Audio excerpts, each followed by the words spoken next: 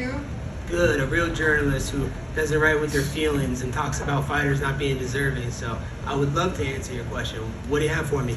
Well, first off, congratulations on the great performance and the fight of the night.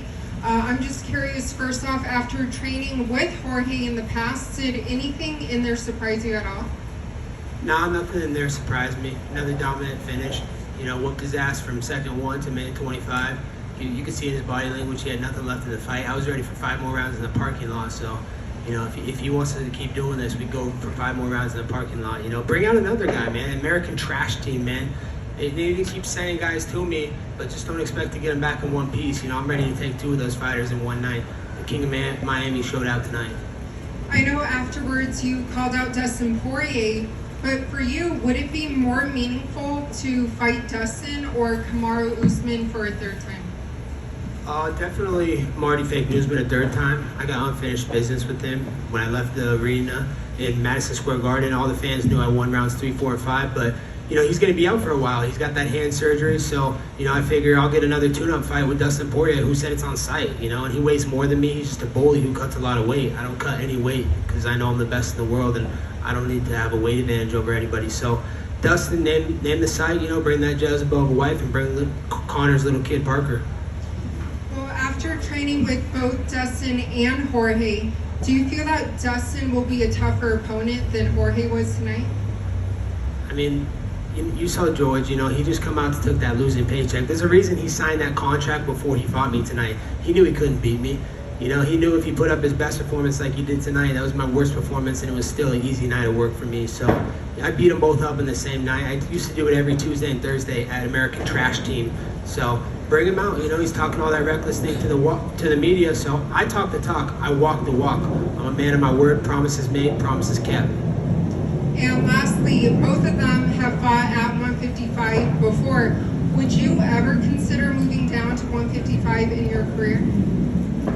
I wouldn't, because I don't want to cut all that weight. I think I can make 162 very easily. Like 170 is a joke, man. I was running to the scale, like I felt so good. I was like, man, this is such an easy weight cut. Like I didn't miss one meal. I had all my meals, breakfast, lunch, and dinner. So it's an easy weight cut, but I'm not a bully. I don't need to bully guys at lightweight. That's an easy ass division, and there's no reason for me to cut all that weight. I'd rather just fight in my natural weight class and prove I'm the best in the world like I did tonight. Dustin over here. Colby over here.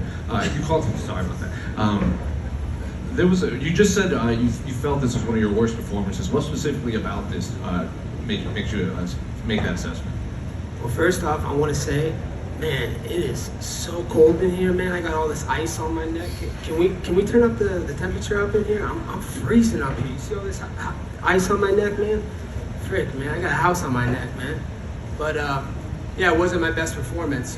Just a lot of emotions going into it, That was a real friend of mine at one point in my career, and he's such a backstabbing thief, and he talks so reckless, and he's trying to make some false narratives to the media, make a lot of lies, like he does. He's a liar, he's a thief. So, I let the emotions get the best of me, but it was still dominant. I just showed how good I was, that I am the #1 fighter in the world for a reason. And it wasn't even competitive tonight. The broadcast made it seem like you might have had a knee injury. Even Jorge said that he heard some rumors that maybe you got a cortisone shot. How accurate was that? That's fake news.